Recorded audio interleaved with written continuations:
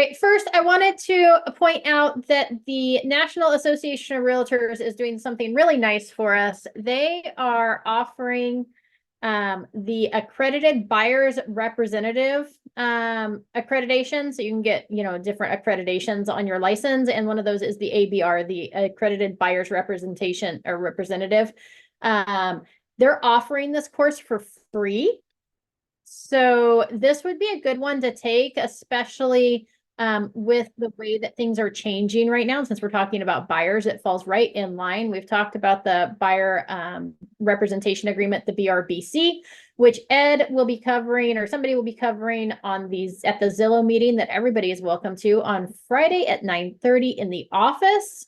But I'm going to throw this link in the chat box as well for this training. So again, it's being offered free from the National Association of Realtors, the accredited buyers representative. I don't know what it's called. You get the little acronym on your license, but it's a good way to show that you care about buyers in this market. So I would recommend doing that course. The link's in there. And there's no cost to it right now.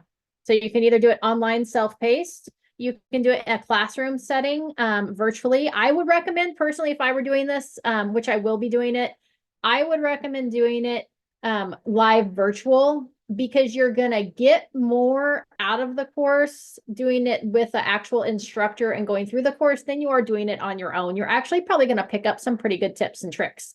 So I would say register for one of these classes here coming up so that you can get this little ABR designation. That's what it's called on your license, designation. So the ABR, the Accredited Buyer's Representative. Okay, there is that. Today we are diving into buyer's contract to close. At least I'm pretty sure that's what today's lesson was. That's what I planned for. So let's just double check that I'm on the right path, because I did not. Yes, contract to close. Fabulous. It's always nice when I know what's going on. So let's dive in. On my screen, you're going to see, I'm going to share this with you as well. This is the buyer transaction action plan. I know you're like, Amy, it looks like a blank screen. It does to me as well. There you go. All right, it's there. Let's hit share. I'm going to copy this link and put it in the box as well. I've got several little tips and tricks for you. When I start sharing my screen, it moves really slow. It's usually not this slow. We're going to copy the link, hit done. All right. There is that in the chat box as well. So this is a purchase transaction action plan. With this link, you'll also have access to the listing transaction action plan as well. So you can toggle between those tabs. So if you open it up and it looks like this, it's because that's the listing one. There's a little tabby at the bottom. You can just toggle between those. So we've talked about the buyer appointment, right? Scheduling that buyer appointment. This kind of goes through in an ideal transaction, what would happen in the right order, right? So buyer appointment, we're going to set that buyer consultation appointment. We're going to make sure that the buyers are in the CRM. And then you're going to get that signed BRBC. That's the buyer representation and broker compensation agreement. Now, I would also recommend here, we've talked that we would include I'm not going to remember what it's called, but the buyer material, I think it's a BMO. It could be a BMU, could be a BMI. I don't think it's BMI. But anyways, it's the buyer material issues.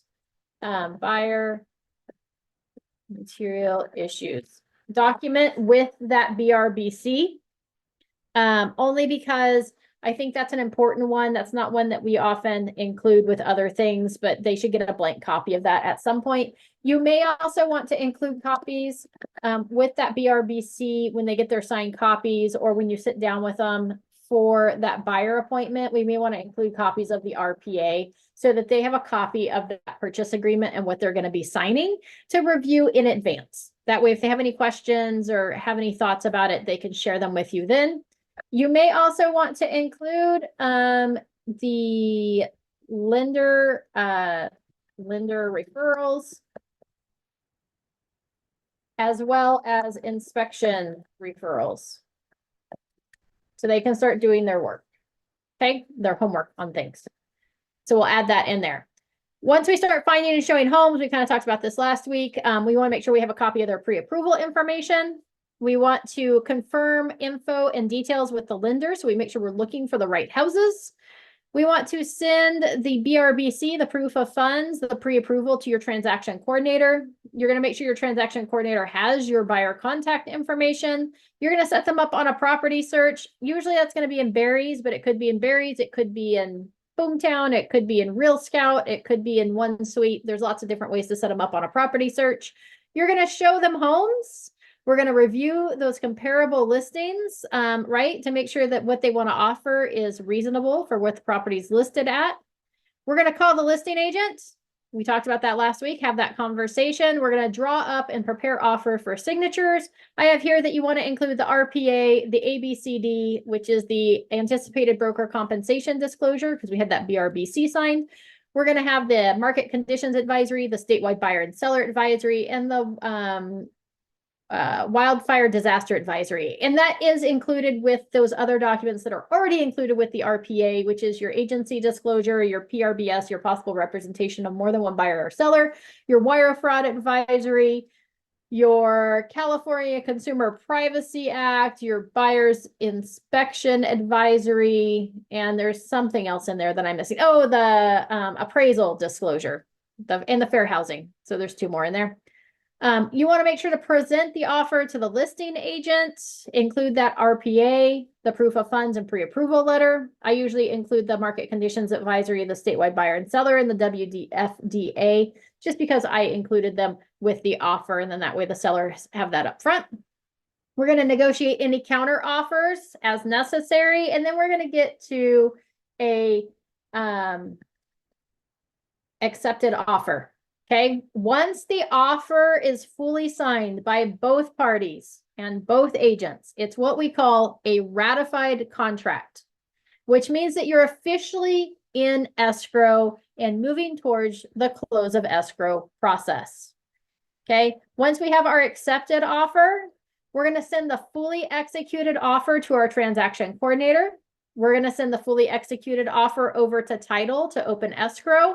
That's assuming that I have specified who the title company is going to be. If the listing agent already has the title and escrow open someplace and you're not familiar with who that is, then you can ask them to send you the title and escrow's contact information. All the signed docs go to your transaction coordinator. Your escrow just needs your residential purchase agreement, any addendums, any amendments, and any counters. Okay. You're going to get wire instructions. That was good. Wire instructions for the deposit from escrow. We're going to send the fully executed offer to the lender for our buyers. That's going to be your residential purchase agreement, your AEA, and any counters or addendums if applicable. Okay.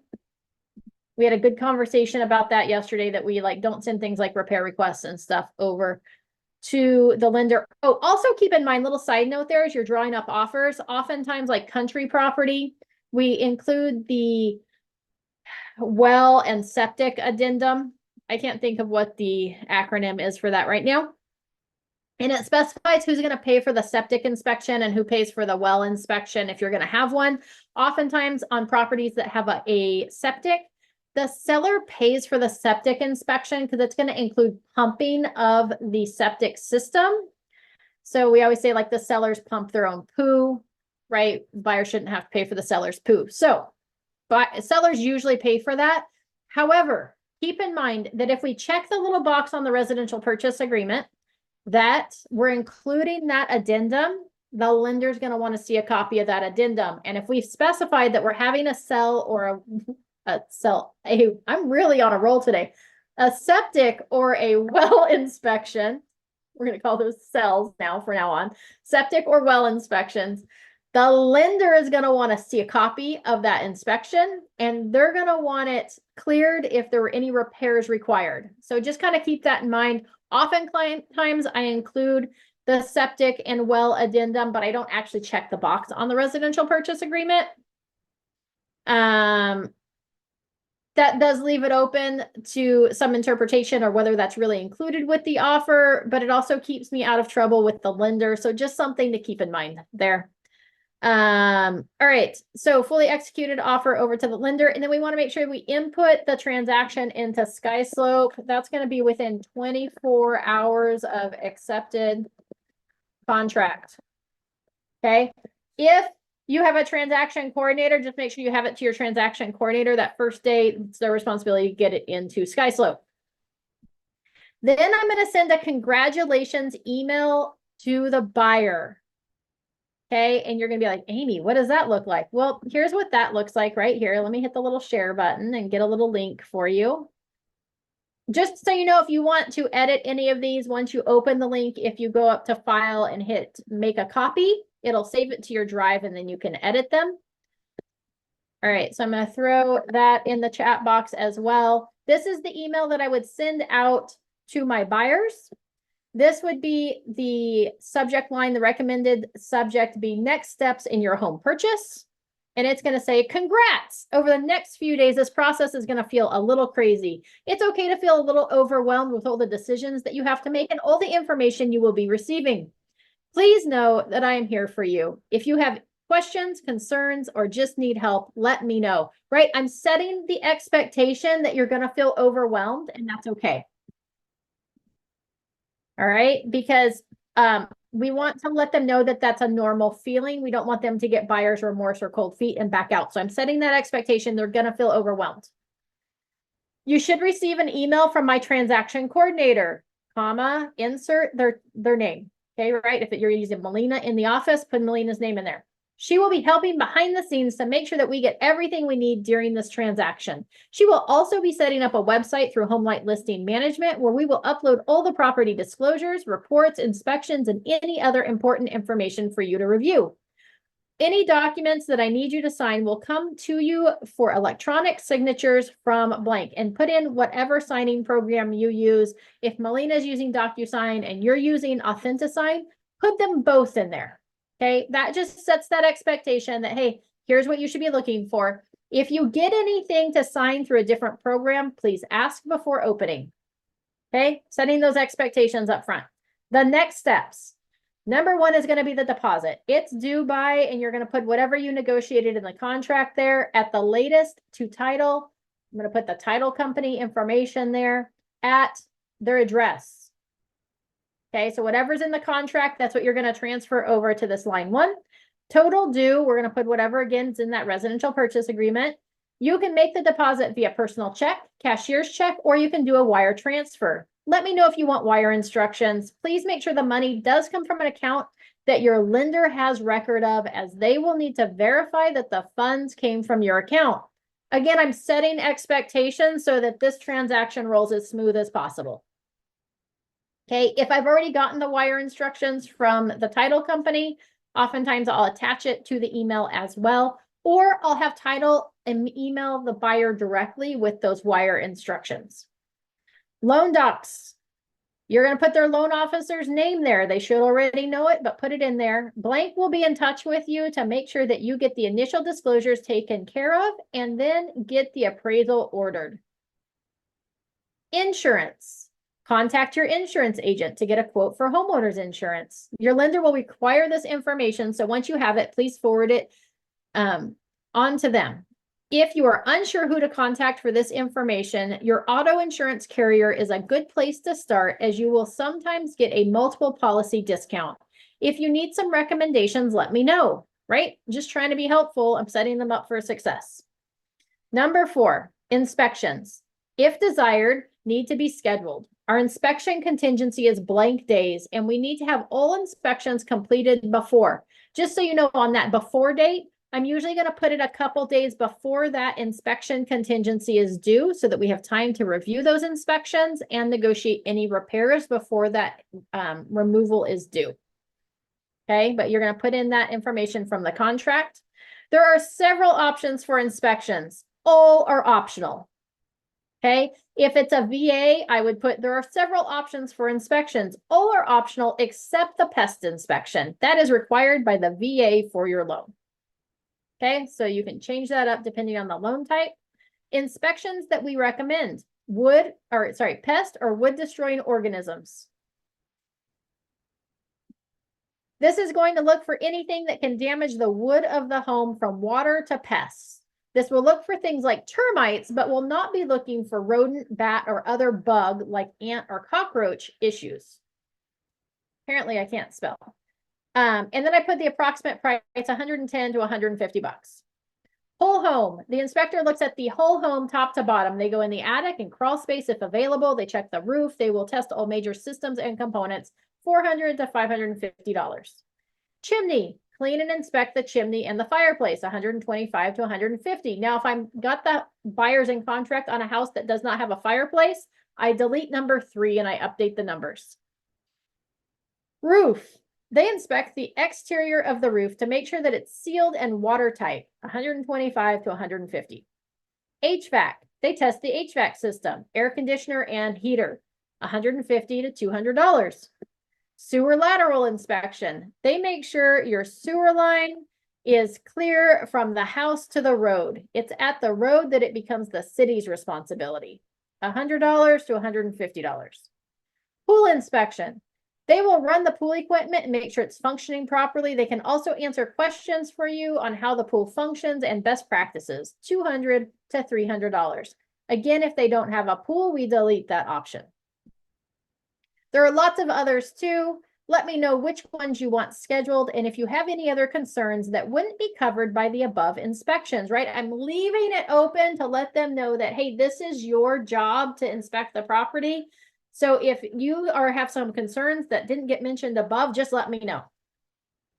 You do not have to be at the inspections, although we do recommend it. The inspectors will be over there to be able to go over everything with you, answer any questions, and address any concerns. Please let me know if you plan to be there. Figure on it taking 2 to 2.5 hours, and please let me know your schedule from today through the end of next week so that I can schedule the inspections. You are welcome to select the inspectors for yourself, or I have inspectors that I can recommend. All inspections will need to be paid at the inspection or before. They all take payment with cash or check at the inspection, or you can pay with card over the phone. Let me know if you need phone numbers. Congrats. You are well on your way to being a homeowner. Thank you again for allowing me to represent you in this process. I look forward to getting you the keys to your new home. Right, I'm keeping the carrot in front of them. Any questions about that intro email that I send out? Do you think that might be helpful for your buyers? Definitely. I think the only thing I'm lacking is I just don't I don't have numbers yet. So I don't have anybody to recommend. So I'm just still looking for like inspectors and stuff. So Fabulous. So see, that's your job this week, is to begin looking for ones, talk with other agents in our office, throw a thing in Slack, like, hey, who do you guys recommend for this or that, right? And start collecting those. You can get copies of inspection reports too. Most inspectors will give you a sample copy of their report. And that would be a good thing to include at that buyer consultation, right? Like, here's the different types of inspections we recommend, and these are what those reports look like for you. That way they kind of know what to expect going into it. All right. yeah, I definitely could have used that. Yesterday I had a meeting with one of my potential buyers, and I was just telling him like, yeah, like, we need to make sure, because she was like gung ho ready to go. I was like, yeah, like, but let's get those inspections and stuff done first, because I want you to make a good investment. Like, so, but I just didn't know which inspections to give her. But thankfully Ed was there, so he kind of like segued into that. But yeah. Oh, good. Yeah, so with most properties and most buyers, we recommend 5 inspections. That's going to be your whole house, your pest, your roof, your HVAC, and your sewer lateral. So those are kind of like the 5 top inspections, and then the rest are going to vary depending on the house. Again, if there's a chimney or a fireplace, we would do a chimney. The nice thing about the chimney inspection is they clean it at the same time, so it makes it safe to use from the moment they move in the house. And then the other one is if it has got a pool, you can do a pool inspection. If they have concerns about the foundation, you can have like a engineering company come out and look at the foundation. I had one time that the backyard went up a hill, and it was open space behind it. So we actually had a person come out and inspect the hillside to make sure that it was stable, because they didn't, want to turn into a Malibu casualty and have their house wash into the street below. So it's just gonna vary from house to house as well. All right. We're gonna send that congrats email to our buyers. I'm gonna send the BIE, that's the Buyers Inspection Election through Glide. Let's see here. GLIDE.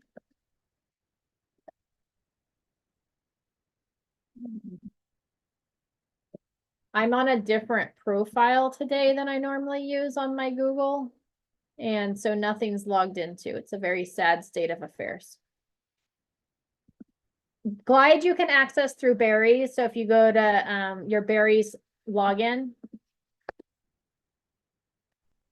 Oh, it's not even gonna come up on here either. All right, which I'm never gonna remember that password. So we'll just ignore that one. But if you log into Berries before you go to actual Berries, when it's got the useful tools, Glide is on there. So you can click Glide from there. You want to log in with the MLS.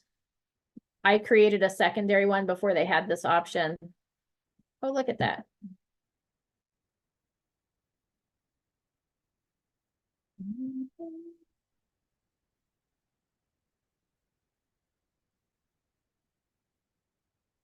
All right. So Glide is fabulous. We've talked about it before for our sellers. We like to do our TDS, our SPQ, which are our seller property questionnaire, our transfer disclosure statement, your lead-based paint hazard, your earthquake hazards. All can be done through Glide for your sellers, but on the buyer side of transactions, we can do it as well. So if we come in here and create a new transaction, we put in the address for our buyers.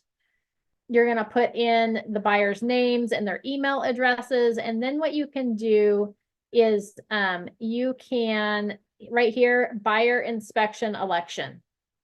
And it just walks them through like, hey, buyer, like it's your responsibility to have the property inspected. Hopefully you have an inspection contingency in place. Here are the different things that you may want to consider having inspected. And then it'll take them through just a few of the items at a time and they mark either yes or no, that they're interested in it or they're not. Just because they mark yes doesn't mean they have to have that inspection, but then it gives you good talking points of, oh, I see here that you marked that you wanted to inspect your easements and encroachments. I'm going to send you over the preliminary title report here in a little bit, and that will list all of those for you, right? So we can have those conversations with them. So that's your buyer's inspection election that you can send out through Glide. I like it better through Glide than sending it out through CAR because again, it chunks it up into 2 or 3 different types of inspections per question. It doesn't overwhelm them with a whole page that they have to mark yes or no on every single item. Okay. So that's what you're seeing here. Send BIE through Glide. Intro email to buyer with old dates. So this is normally sent out by my transaction coordinator. If you use one, check and see if your transaction coordinator does it. Otherwise, you can send it out on your own. But what it looks like is it's just kind of a table. Here's some important dates. Your deposit's due by this. The inspection contingency has to be removed here. The loan contingency needs to be removed by here. The appraisal should be done by this date. Your close of escrow is scheduled for this. If the sellers have possession of the property after the close of escrow, here's when you would actually get keys. So it sets them up for success, knowing what those dates are. Okay, so that's usually what this intro email to buyer with the dates are. I don't like sending both of those emails together. It's usually kind of separated out. This intro email usually goes out on like day 1 versus day 0. That way they can focus on here's our next steps and then they get all their dates the next day. An intro email to the listing agent and the title company. Again, this is usually sent out by my transaction coordinator. It's going to include my transaction coordinator's email and contact information, the SkySlope info, which would be the email address that we're supposed to be CCing all the emails to, along with all the other dates. I usually confirm them on that email with the other agent and the other parties in the transaction. I'm going to request the seller disclosures that I'm going to want in the file so that the seller knows or the listing agent knows what we're going to be looking for. We're going to also remind who is paying for the NHD and ask them if they have that or if they want us to order it. And the same thing with the home warranty and asking for those HOA docs. Okay, so kind of all that goes out to the listing agent and to the title company. So everybody's on the same page with who is doing what when it comes to things like NHD and home warranty and HOAs. Okay. we want to make sure that we get a copy of the home warranty confirmation or order if required. And you're like, Amy, why is this up there by like day 0 or 1? Because 90% of the time, when I negotiate a home warranty, I negotiate seller's coverage with my home warranty. If you were in the meeting with Lisa Visa a couple weeks ago, she talked about the importance of seller's coverage. It makes it so that it wipes out kind of that pre-existing condition clause in the home warranty, as well as protects the sellers during the escrow period. If their dishwasher breaks or something happens, they can use that home warranty. So it's fabulous, but that's why it's so early in the transaction, is that seller coverage needs to be added immediately. Okay. Start my disclosures IO file as listing agent. So the other thing that I do, so I utilize Glide. The other thing that you have access through Barry's is HomeLight Listing Management, which is here. I create a property package for every single one of my transactions as a listing. Okay, you have more freedom as a listing than you do for buyers. So you just go into create a property package. You're going to say, I represent the seller, even if it's a buyer transaction. You're going to hit next. You're going to plug in the street address. Let's see if it'll let me skip. No.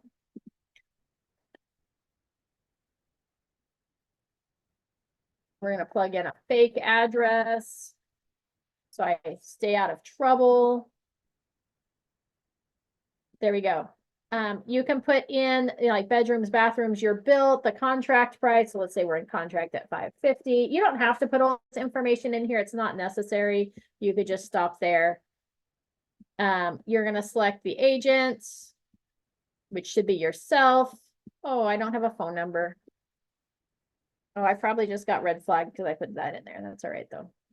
Here's where you can put the title company information. If you have that information, you can just skip it, though. I usually just skip.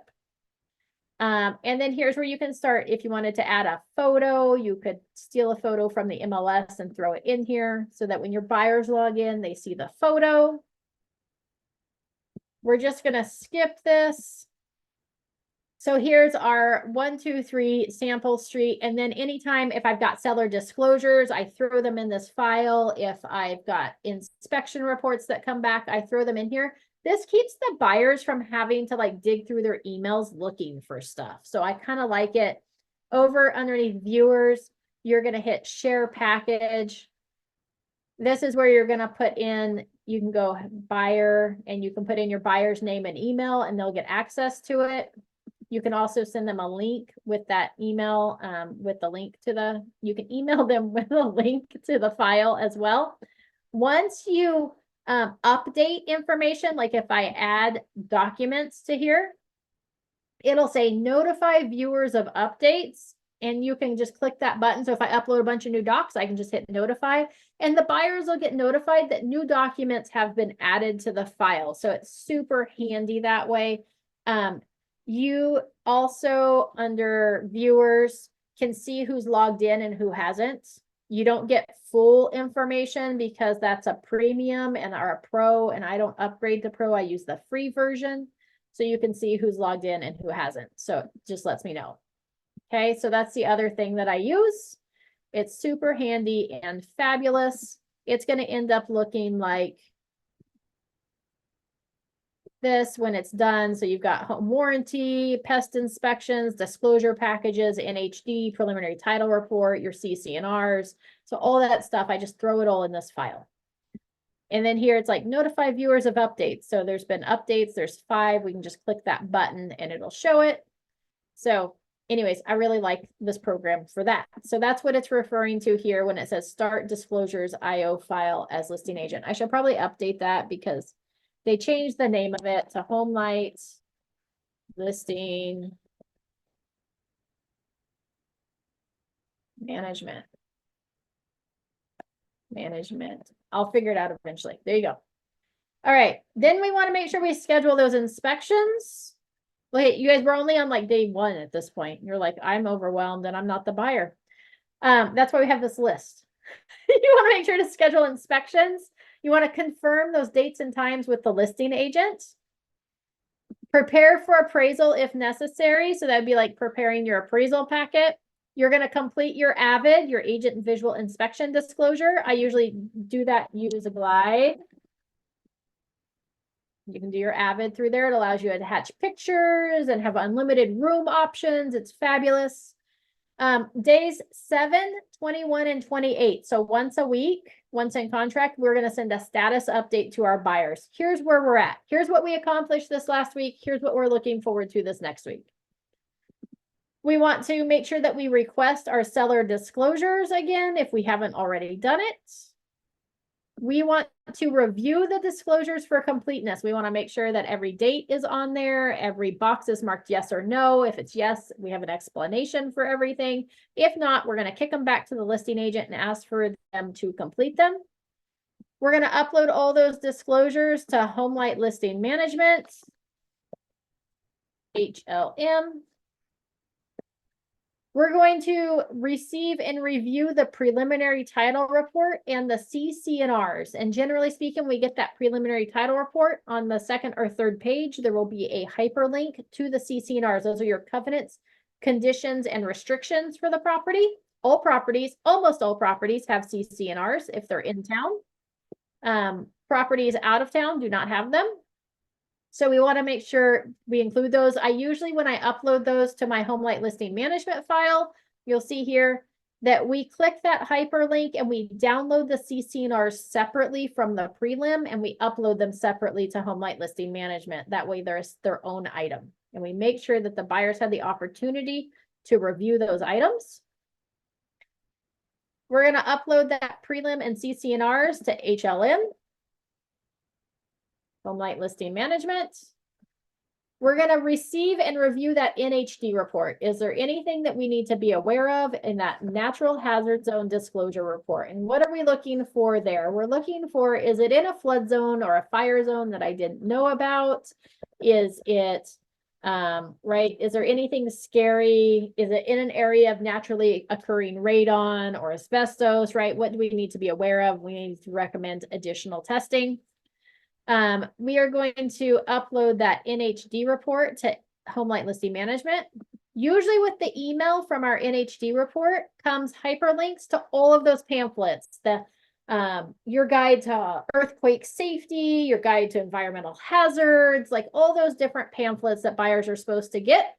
I would click those hyperlinks and I would go ahead and upload them separately to your HomeLight Listing Management file so that the buyers also have a chance to review all of those documents and pamphlets, and they can't say they didn't get them. If you just send them over the email with the hyperlinks, they may choose not to click on them. We're going to receive those HOA docs and upload the HOA docs to HomeLight Listing Management. We're going to confirm with the appraiser or with the lender that the appraisal has been ordered.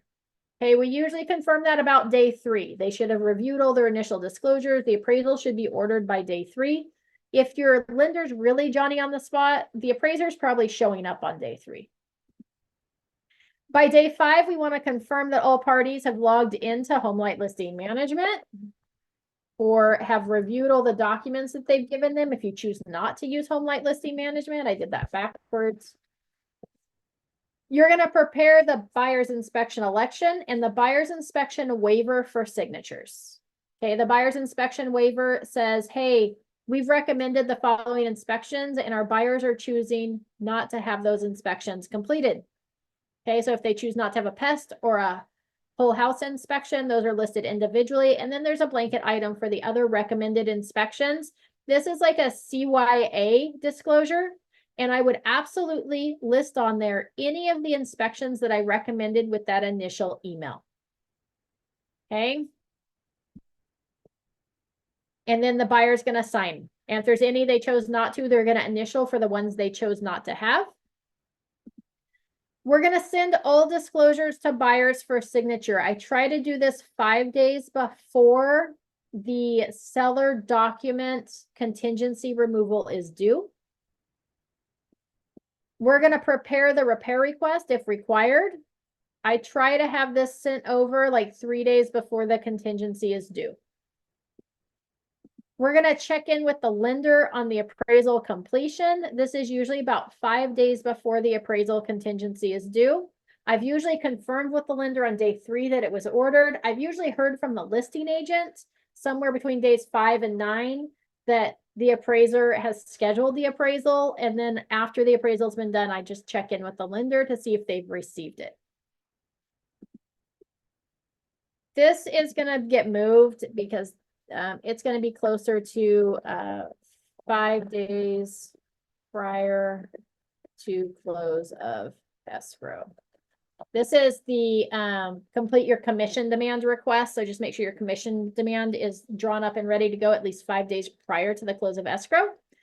As an agent, please do not leave this for your transaction coordinator to do. Your transaction coordinator can draw up or request the commission demand, but you should always review that commission demand before it gets sent out to yourself for signatures or to the title company to make sure it's accurate. You want to make sure that it's got the right purchase price on there, that the total commission is correct, and that the splits are accurate. On investigation contingency day, we're going to remove that investigation contingency. By about day 14 or so, we're going to review buyer return disclosures for completeness. Make sure that the buyer signed and filled out everything they were supposed to sign and fill out so that we have those ready to send over to the sellers. We're going to send those signed disclosures over to the listing agent. We're going to negotiate any price repair requests or price reductions. We're going to remove the appraisal contingency on the appraisal contingency day. Schedule any repairs if necessary. We're going to request disclosures back from listing agent. Also, oftentimes there's things that are supposed to get signed by the seller that should then come back to us, like our agent visual inspection disclosure. We're going to check with the lender 5 days before the loan contingency is due. We're going to check in with the lender on the loan and CD status. That's your closing disclosure status. We're going to make sure that the lender feels good about the file being underwritten and the conditions that have been kicked back for our buyers to meet. And we're going to check in with them on whether the closing disclosure has been issued already or not, or when they anticipate being able to issue that. Some lenders issue it on like day one so that we're ready to go at any time. And then if there's any changes, they just reissue that closing disclosure. Some require that they wait until everything's been underwritten and cleared to close before they can issue that closing disclosure. Keep in mind that if the lender waits until the end to issue that closing disclosure, we've got that 3-day waiting period after the closing disclosure is issued before the buyers can sign. So it might hold up your closing. That's why we always kind of want to know what the loan and the CD status is.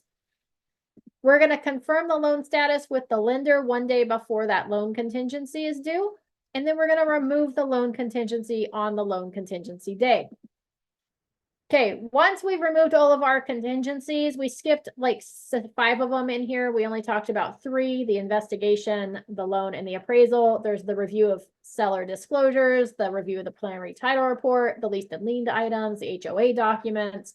So there's other contingencies in there. I've kind of lumped those in with the investigation because oftentimes the timeframes all are the same.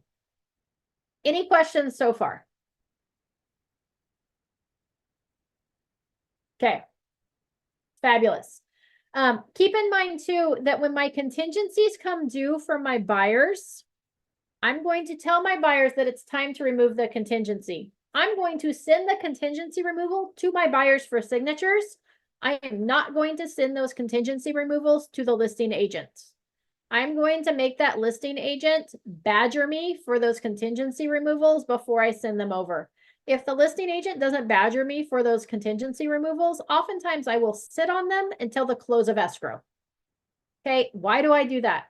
It's my job as the buyer's agent to protect the buyer. And as long as I haven't sent those contingency removals over to the listing agent, those contingencies are still in place. In some states, the contingencies remove automatically. We're like a 14-day investigation contingency. If we don't ask for repairs or ask for an extension, it automatically vanishes on that day. In California, it does not. We have to remove it in writing. Otherwise, the contingency stays in place. How I run my listing is a whole lot different than I run my buyers. So again, with my buyers, I have them sign it. I let them know it's time to remove the contingencies. I don't tell them that I'm not going to send it over to the listing agent, but I will sit on those until the listing agent badgers me for them. That way, if something happens, my buyers lose their job, Something springs up on the report that they didn't see before, and now they're uneasy about it and they want to cancel. We have the ability to do so and not be in breach of contract, and I've protected my buyer's deposit. So I will sit on those contingency removals as long as possible. Also, keep in mind that we talked about it yesterday on our forms training with the repair request. Our new RR automatically removes that investigation contingency. Okay, so if we make a repair request and the sellers agree to it, the default on that form is that investigation contingency is removed. All right, moving right along, that's about the first 2 weeks of the transaction right there. That's all the things that take place. The next things are kind of as we're preparing for the close of escrow. Once that property goes pending, we want to upload the pending status to SkySlope. I think Realty One Group is still requiring it. If not, you can just skip that step. We want to make sure we upload all signed documents to SkySlope, all completely, fully executed signed documents, our disclosures, our reports. And also just so you know too, like part of my buyer disclosures is I send out a receipt for reports form, an RFR form.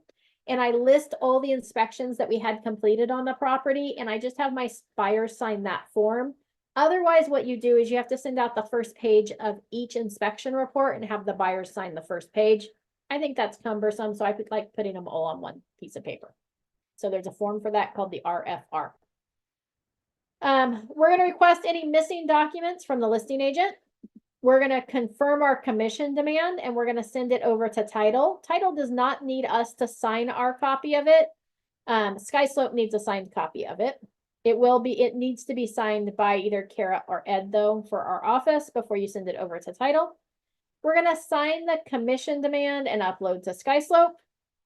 We're going to confirm with the lender on the CD issue date. Normally, this is about 7 days prior to the scheduled close of escrow. The CD, that closing disclosure, should be issued by then or within the next 2 days. Otherwise, you're not going to make your close of escrow date. Okay. We're going to prepare for signing. Once I've got word that, oh my gosh, the CD, the closing disclosure has been issued, the lender's like, yeah, docs are getting ready to be sent to title. Now I'm going to prepare for signing by setting my buyers up and saying, hey, our scheduled close of escrow, it looks like we're going to close on time. The scheduled close of escrow is next Wednesday. So we need you to sign. It looks like the lender's going to have documents at title sometime at the end of this week or on Monday. What's your schedule on Monday or Tuesday to sign your final documents? And you can sign those documents either at your home with a mobile notary, or you can go to the title company and sign them. Where would you like to sign? So I always find out where they would like to sign and kind of what their schedule is for signing. I also let them know that they could sign at their work. Keep in mind that if you've got buyers that are not local, that are in other states, we need to make sure that we account for that in the signing process. They need to sign about 3 days before the scheduled close of escrow if they're in another state, so that we have time to get all the documents back and get them over to the lender and have them reviewed. So 3 to 4 days. If your clients are military or they're out of the country, you've added another level of complication to your transaction, and you need to have a conversation with the title company when you enter into escrow on the property of how to make sure that those buyers can be signed appropriately and in a right time frame to close on time. We can sign, they can close, they can live in any country and close on a transaction. Oftentimes they have to like go to the embassy or something like that to sign.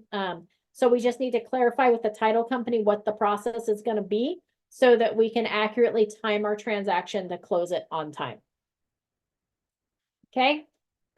Schedule that buyer signing. Usually after I confirm, I prepare for signing, I confirm with my buyers what their availability is, where they want to sign.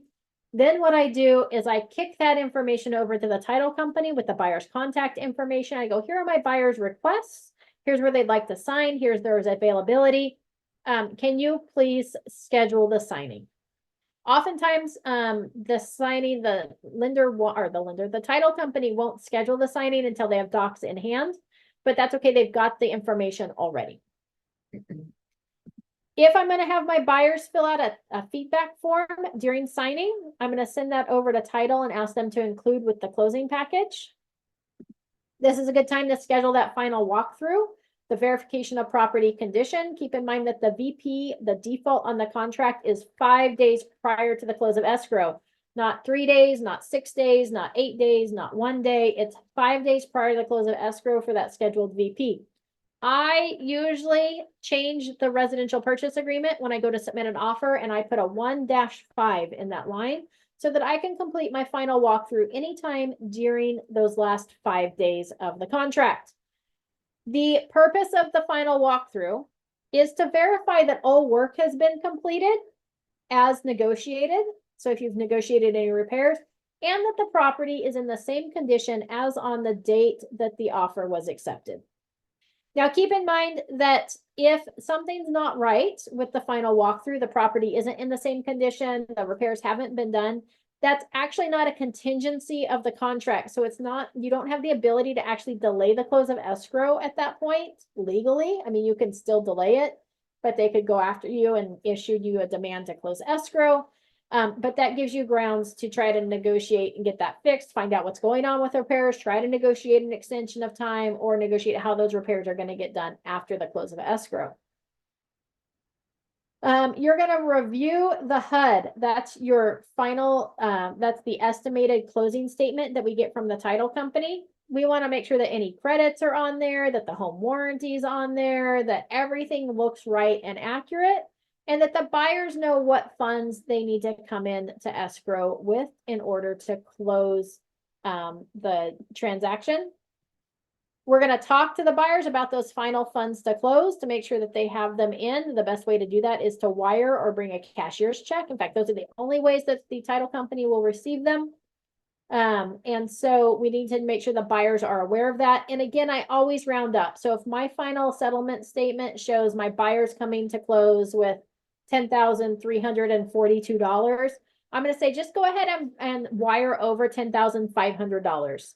Give them a little bit of a cushion. That way, if something changes, there's an adjustment that's made, there's a delay that happens, my buyers are covered. They don't have to come in with more funds, and they'll always get refunded any extra funds that are in title at close of escrow.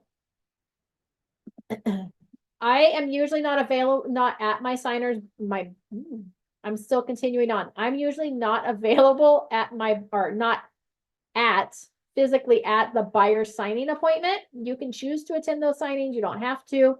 I used to attend them all. It's really unnecessary now. But I always make sure that my buyers know that I'm available. Hey, good luck, congratulations on your signing later today. Just know that if you need anything, I'm only a phone call away. I'll be watching for your phone call. I usually try to not schedule any important meetings during that signing. So if they do have a question, they call me. I can be interrupted and I can answer their phone call. We're going to complete that final walkthrough and that verification of property condition. Mine says 1 day prior to close of escrow. Again, that's usually because I schedule it 1 to 5 days. We want to make sure to ask for referrals. Who else do they know that's looking to buy, sell, or invest in real estate? We want to make sure that we review our file for completeness because we want to get paid as soon as our checks come in. We're going to schedule the key delivery and closing photography, right? So if you've got a handy little key that says we found the one or sold, we want to check with the listing agent to make sure all the keys are going to be in the property or where we can pick up any extra garage remotes or keys, right? And then we're going to schedule that on our calendar. We're going to request the FERPTA from title. That's the notice of non-foreign status. Title usually will send that over to you with the closing package once the close of escrow has happened, but we always want to make sure we get that from title. Once you get your official close, so remember we talked about this before, that the buyers sign, it's not like on TV, the buyers sign their closing documents. They don't get keys at that time. It's usually 1 to 2 days later. Then what happens is all the documents go back to be reviewed by the lender. If it's a cash deal, it doesn't have to be reviewed by the lender. It just gets reviewed by title. Then what happens is the lender wires the funds to the title company. Once those funds have been received, then the title company releases it to the county to record. So sometimes that can take 3 days, a signing day, a funding day, and a recording day. Sometimes we can fund and record on the same day. If it's a cash transaction, we can sign, they bring a cashier's check in, the title company puts that into their system, or they make sure the funds are wired before the close of escrow. Then what happens is the title company, depending on the time that the buyer signed, can release it to record the same day. So it is possible on a cash transaction that they might sign and record on the same day. I've actually had loans do it as well, but you're not going to walk out of the title company with keys. Okay. Once we get that email from the title company that says, congratulations, you're on record, that's when you're going to call your buyers and you're going to tell them that they're officially homeowners and congratulate them. I usually phone call them and text them, and then I usually also will email them as well. We're going to send move to closed email to the listing agent. So I usually say, oh, thank you so much. Congratulations on a successful transaction. Please make sure that you move the property to sold in the MLS today. Here's my MLS ID. If you have a co-agent working with you, you can let them know that as well with their agent ID. That way it makes it really easy for them to move it over to sold. And because we have to have that sold MLS report in order to get paid. And that's usually where your check gets hung up. You're going to send a thank you email to the title company, to the lender, to the listing agent, to anybody that was involved in that transaction. We're going to request those reviews from buyers, right? We might send an email to them asking them to complete reviews with links for like Facebook, Yelp, Zillow, Realtor.com, etc. You can create an email template for that. We're going to make sure our SkySlope file is complete. If your transaction coordinator is working for you, they should do that. You can claim your closed sale in Zillow. Even if you're not a Zillow agent, you can create a free agent ID and you can claim that sale in Zillow. And it'll show, like if you go to Zillow and look for agents, it'll tell you how many transactions they've had in the last X number of months or years. That's how you do it. We want to make sure that if your CRM gives you the ability that you move that to a closed transaction in your contact relationship manager and that you update your buyers' addresses. You're going to set them up on your sold touch campaign. Okay. Send a thank you card to the listing agent, the title company, the lender, the inspectors. Everybody likes thank you cards. Send a thank you card to your buyers. And then you're officially closed. Any questions up to that point?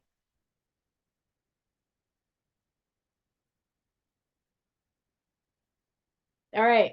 After closed, I recommend sending out just closed post or sold postcards. You can do that through One Design and One Creative.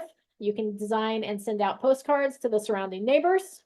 You can download and send the DIO file or your home light listing management file to your buyers. So let's go HLM. I knew what I was thinking and I knew I didn't type what I said. So up here, you can download separate PDFs or combined PDFs from your home light listing management file. And then you can send all those documents at the close of escrow over to your buyers so that they have a copy of them. Or you could download them to like a jump drive if you wanted to. However you want to do that. There's lots of options there so that your buyers have copies of all the inspection reports and everything. You're going to archive that home light listing management file. HLM. You do that. I don't even know how to do that. I think you go into settings. And here you can archive your package. Okay. And then we want to, in zip forms, you can also move it to close. So it shows, it takes it off your active transactions. Make sure to update those addresses in your CRM. You want to make sure to post on social media and tag the buyers. And don't just be like, another one closed. Like, make a story, share your story on social media of like things that you had to overcome or how smooth it was. Like, why would somebody want to use you? Share your value. Make sure that the home warranty gets sent over to the buyers. I usually like to do this about 1 week after the close of escrow. Okay, there's a lot that happens at the close of escrow. Buyers are excited. They got keys. That's usually enough at the close of escrow. I send them that thank you card that they're going to get a couple days after the close of escrow. And then about 7 days after the close of escrow, I'm going to send them over that home warranty information and let them know that I sent it over to them and remind them that they have the home warranty. It's even better if you get from your home warranty rep a copy of the pamphlet for the home warranty, and you can send that over with the confirmation so that they can make sure they know what's covered.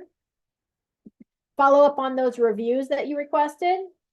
About 14 days past close of escrow, we're going to call and touch base to make sure how everything's going with our buyers.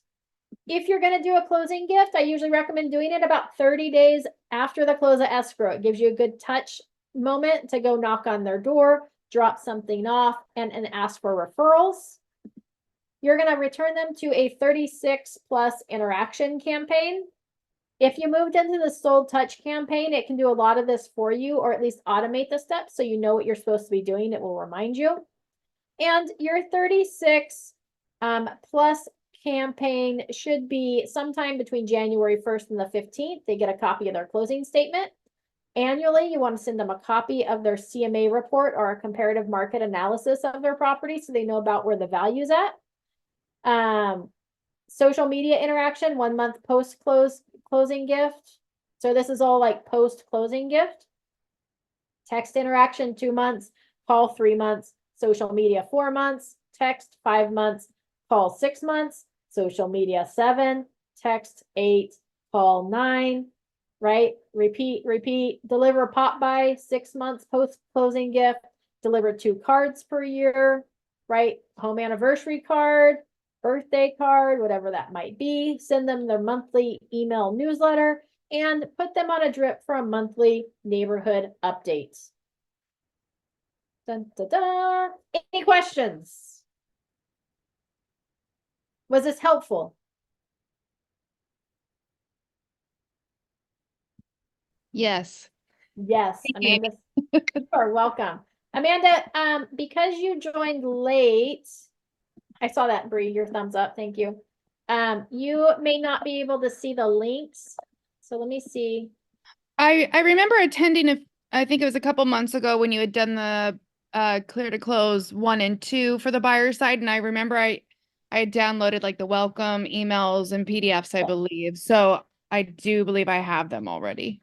Okay, if not, They're super valuable. I used it on my last transaction. It was like every day I pulled it up just to reiterate, and it was amazing. perfect.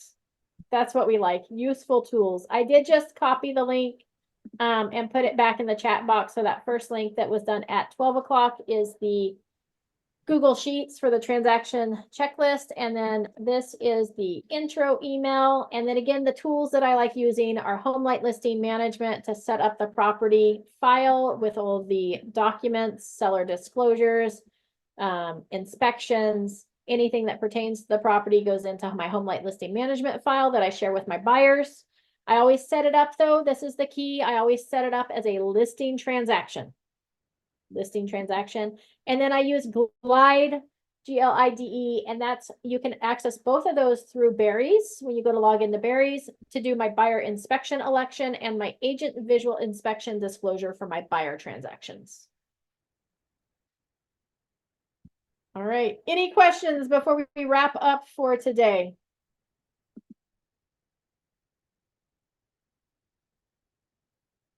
Fabulous.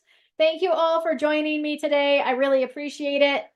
I will see you all tomorrow. Let's see, I think we have I think it's Brick House tomorrow, but I could be wrong.